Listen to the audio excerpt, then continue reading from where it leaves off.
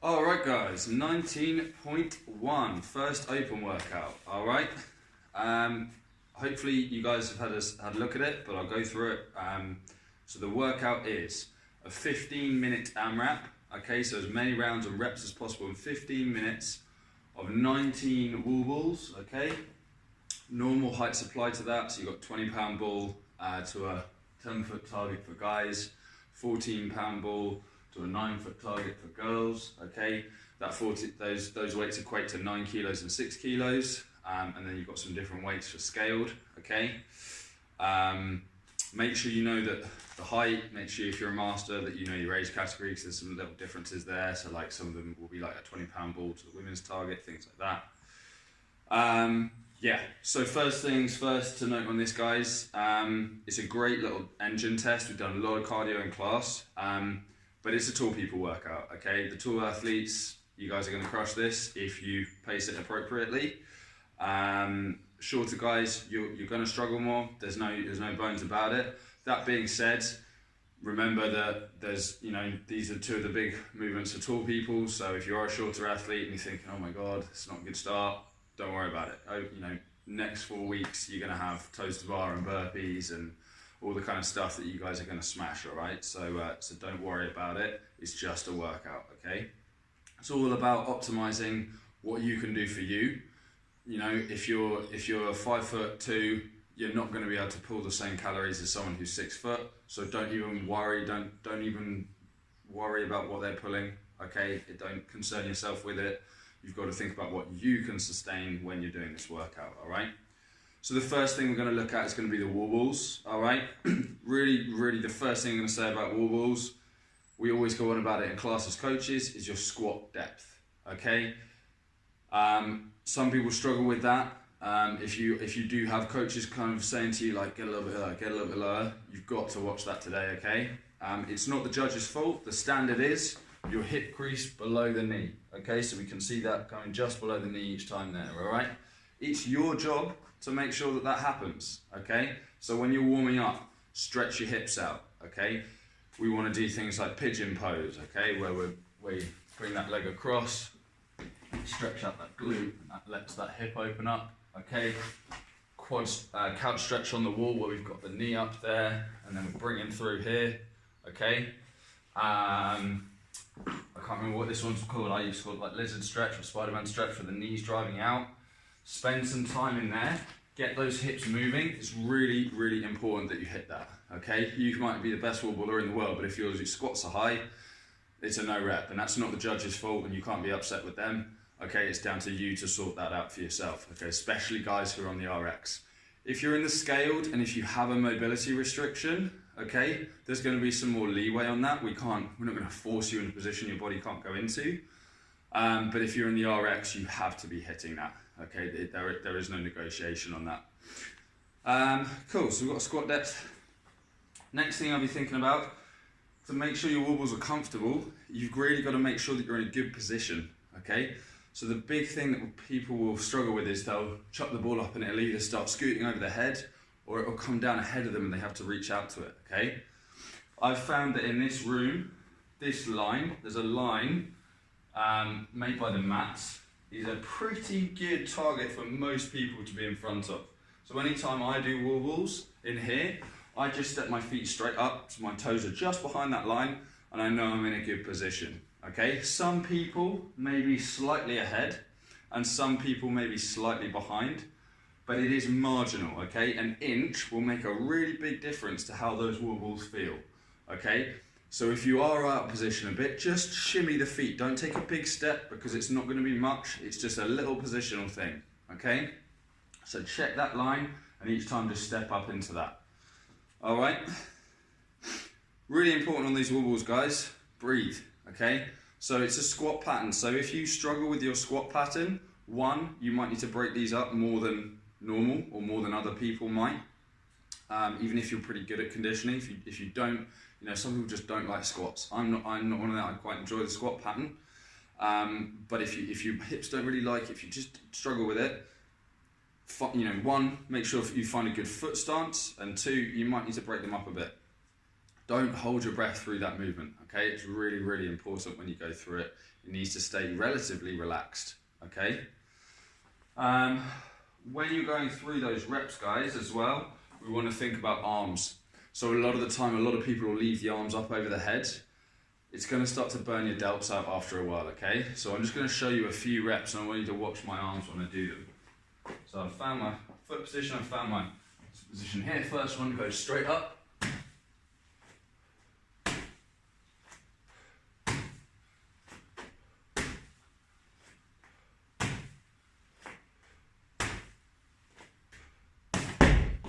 So you see every rep I just drop those hands down and I'm just catching it into my chest each time. Big one as well, we want to try if we can to use that, so cushion that impact straight into that next rep, okay? If you find that you have to stop, it generally indicates that you should be taking a rest at that point, okay? If you're finding that, yeah, that ball jars into you and you're just like, oh my God, I'm exhausted, just put it down, just drop it. That's probably an indication you need to drop. Okay, sometimes you'll be out of rhythm and you need to just suck it up, grab the ball, get your feet again and go into the next rep. But have a think about it, whether you actually need that point, okay? Breaks. So, my advice is going to be for everybody to break this up, okay, the wall balls. I'm going to be doing this as well, almost certainly. I'm going to be breaking, for me personally, I'm quite good at the squat position. I've got quite strong legs and my cardio is pretty good now that I've spent a lot of time working on it. So I'm going to be breaking those reps up in half. So I'm going to be going 10 and 9. All right. For a lot of people, if you're really good at wall balls and you're taller and you're a sort of heavier athlete, that might be a strategy for you. If we're not amazing at them, we might want to go 7, 6, 6. And if we really struggle with, if they're real problem movement, okay, and if we find longer workouts tough as well, we might be a shorter athlete as well, then 5, 5, 5 and 4, okay? Newer guys as well, if you've not been doing CrossFit that long, you know, you're sort of sub 6 months, then that's a good strategy as well to keep yourself just chugging through. Now when we take that rest, it doesn't want to be too long, okay? We want to think somewhere between sort of 5 to 10 seconds, all right? You want to keep yourself honest with that. If you're resting longer than that, you probably maybe should have taken another break. If you're resting shorter, you're probably going too quick. It's probably the start of the workout as well, because I guarantee towards the end you'll be taking longer rests. You're probably not resting long enough. Okay, so I'll demonstrate what that looks like. I'm going to do 5 reps, take a rest, and then 5 reps.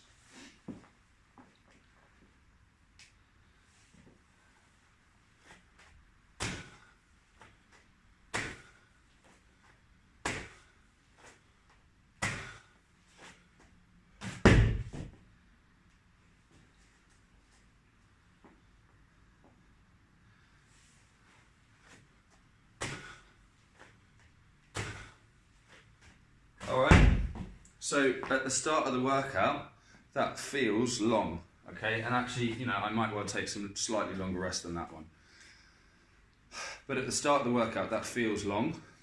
It really, really isn't. You need to be disciplined with that. I know there'll be some people who ignore that advice and they will go unbroken. I'd be willing to wager money with people that they won't go unbroken for the entirety of this workout, okay? There might be a couple of people who are really, really engine-based. Cool guys, so that covers your wall balls, so the row, okay?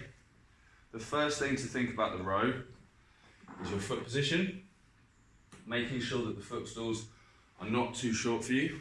And the biggest thing with the row, one of the first things, is going to be your transition, okay? So you don't want to spend loads of time walking to your row. We've set the rowers up so that they're in position for your wall balls, so you're next to them anyway.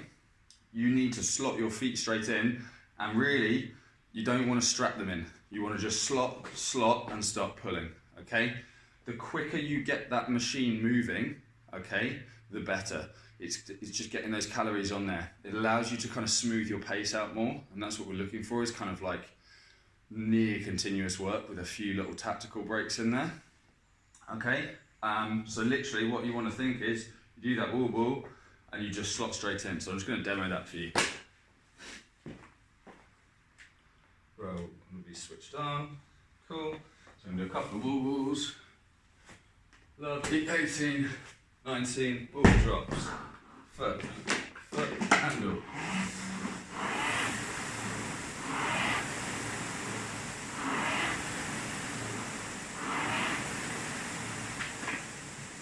Yeah? So I'm really not wasting any time. I'm just going to let that ball drop. I'm going to go hook, grab the handle as soon as I can. I might even get a stroke in when there's only 1 foot in. Okay? But that just gets that thing moving. You also saw as well, it took me 3 strokes to get to a full length. So I did a short, a medium, a longer one, and then we're into the rhythm. Okay? That's just because that flywheel is at a dead stop. It's heavy. The short stroke is very powerful, okay? It's not something we can sustain. We don't want to row like that. We don't want to row like this. It's not going to be useful for us, but for the start, it just gets that wheel spinning up, okay, as quickly as possible. So you've got quick transition there. The rower pace. So it's calories per hour, okay? That just means it would be the total, whatever pace, that big number in the middle of the screen that you're holding is just going to be the total calories that you would get in an hour. Don't worry about exactly what that means. It's just about finding something that's sustainable for you, okay? Now the first time you jump on that rower, you're fresh. Yeah, everybody knows it. You jump on there. For guys, they'll happily spin that thing up to like 1400. And they'll be like, yeah, this feels really, really good. And for girls, you might be spinning that thing up to like over 1000, maybe 1100 or something. And you'll be like, yeah, this feels really good. So to start the workout, guys, you're fresh. Of course it feels good. Okay, you need to be thinking about how you're going to feel at the 10-minute, 12-minute, and 15-minute mark. Okay, do not get sucked in by that feeling and be like, yeah, I'm just going to hammer it. Okay, it's 15 minutes. Don't get me wrong, that you're going to have to kind of keep getting yourself to move on this, but if you go out too hard on that row, you will fall off the pace. Okay, it's going to be one of the biggest things that will separate people out. So we're going to go beginner first here. So beginner pace. Potentially thinking about for a lot of the women when they're sort of starting out as well, we're looking at maybe like 600 calories per hour, somewhere around there. That's going to take, if you're looking at that, so that's going to take you, if you to do 19 calories, it's going to take you somewhere in the region of about 1:40 to get through, potentially. Okay. If we go up to 800 calories per hour, okay, then we're going to get through that in about 1:25. Once we get up to 1,000, so 800 to 1,000 is where I'm going to see quite a lot of people. I'm sort of thinking, okay, this is where I'd see a bulk of the just under that potentially for a lot of the women in the class, and the sort of 1,000 is where I'd see a lot of the guys in the class as well. At 1,000, it's 1:08 to get through 19 calories. For some of the fitter guys, we're going to be looking at 1,200. Okay, so 1,200 calories per minute. That's so 1,200 calories per hour. That's going to get our 19 calories done in 57 seconds. There's very few people who I would really say to be pushing much more than that. Again, like rowing is actually quite a strong movement for me. I'll be holding just over 1,200 for this, probably. But I know that I know that I can sustain that for a long period of time. Like I can hold 1,200 calories for sort of nearly 20 minutes continuous. Okay, so I know that if I push just a little bit more than that, I should be kind of okay. Yeah, pick a pace, guys, and kind of stick to it for a little bit. Okay, what you've really got to be thinking is you need to assess how you feel every sort of 3 minutes on this. Okay, gives you sort of 5 checkpoints to think about. Okay. So at the 3-minute mark, you should be feeling warm, you're moving, you're settling into your rhythm. 6 minutes, okay, you should be like, okay, still moving, like, okay, it's still, I can feel it, but I'm still holding that pace, it's good. Once we get up to 9 minutes, then things start to feel uncomfortable. Okay, you know you're in that workout now, but you can still keep going. You know at that point you're over halfway, all right?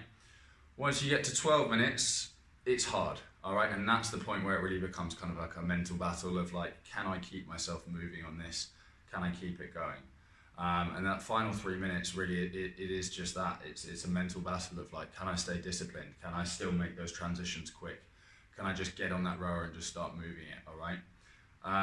With 1.5 minutes to 2 minutes to go, is when you can start to increase pace, hopefully. for the guys who are fitter and more used to these kind of tests. And with a sort of minute to go, just under, that's when you're going to kind of let rip, and it's about just hurting as much as possible. Okay, it's just like go hard. You might, unbroken wall ball sets, shortening up that stroke on the rower, things like that to kind of really push through. Okay, I'm just going to show you, because I didn't actually go over it, the calories per hour on the rower, so that you can see this number.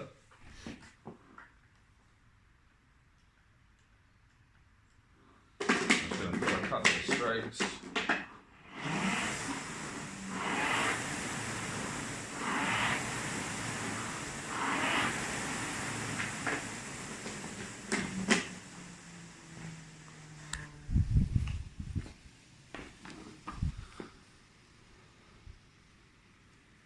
Cool, guys. So that big number in the center there, the one saying 1216, that's 1216 calories per hour.